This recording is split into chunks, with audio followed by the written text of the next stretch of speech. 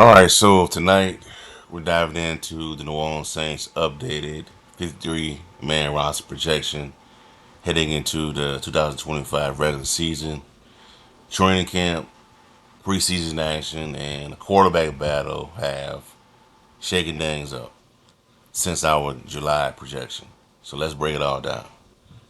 As Saints approach the regular season, their roster has shifted from have shifted significantly since July.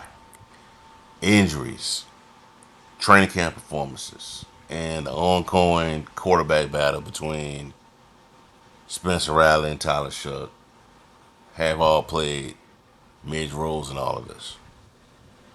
So, especially after Derek Carr retiring.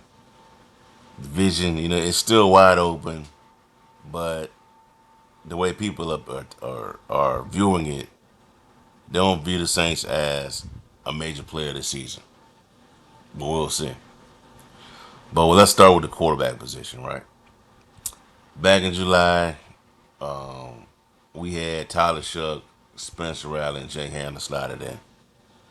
But there was no clear starter.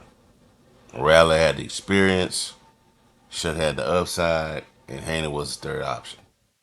Now in July and August, Shough is, moving up. He's making the moves, put himself in position to get the job against the Chargers. He went 15 of 22, 165 yards, a 54-yard touchdown to Mason Tipton. But he also had a pick six as well. So he also took a couple sacks. But you can see the potential there. Rattler started the game last week. It's only 7 of 11, 53 yards, and a fumble. He showed some mobility with a 22-yard scramble, rushing for 22 yards, but he didn't make those big game-changing plays to swing things in his favor. Hayner, is just what it is. He's QB3, plain and simple. But the bottom line is this, though. Shucks camp momentum has him pulling ahead in this quarterback battle. He does. The Jacksonville game and the joint practices, I mean, between tomorrow, tomorrow's game, and what happened in the practices, should put himself in position to be QB1. So we'll see how that'll play out tomorrow. Running backs, right? Pre-camp, pre-training camp, I had Alvin Kamara, Kendry Miller, rookie Devin Neal, and veteran Cam Akers. But now I have the Saints carrying 5 running backs on the roster.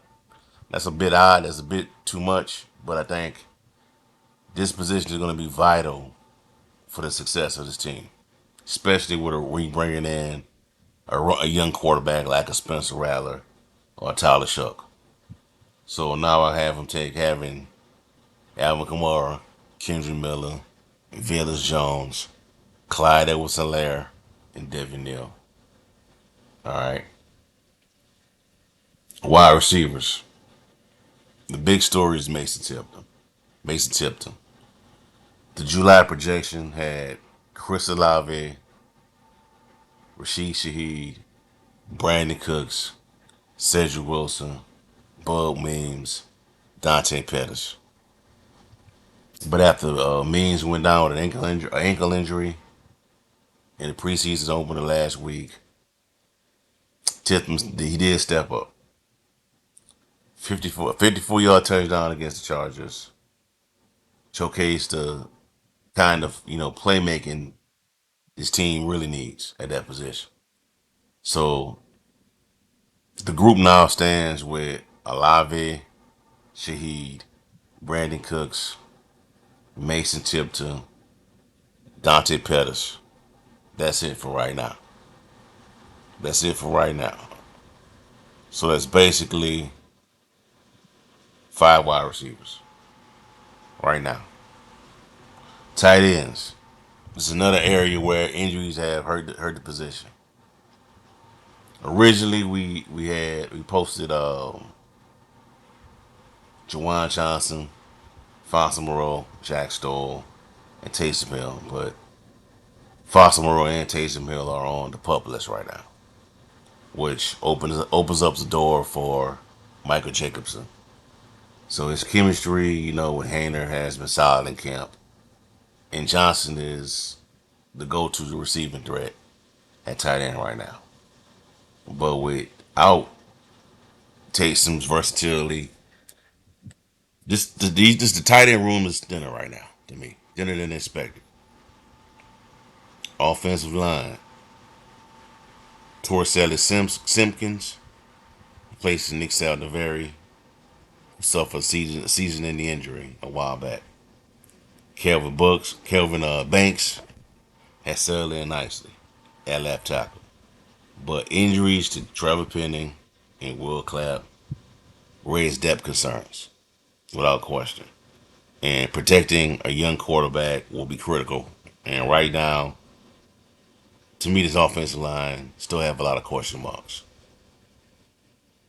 On the defensive side, on the edge, we have Fadil Diggs and Chris Rump the second joins the edge rotation, while Christian Boyd adds interior depth, and Nathan Shepard, we let him go. We put him in the streets. So we got overall we got Cam Jordan, Chase Young, Carl Granderson. They lead the way. So this is a group where I think the Saints and their coaching staff is betting on young energy to improve a unit that gave up over 141 yards per game last season. One of the worst averages in the league last year. That has to improve. Stopping the run and stopping the run, stopping those mobile quarterbacks is going to be vital. It just is. Let's look at the linebackers, right?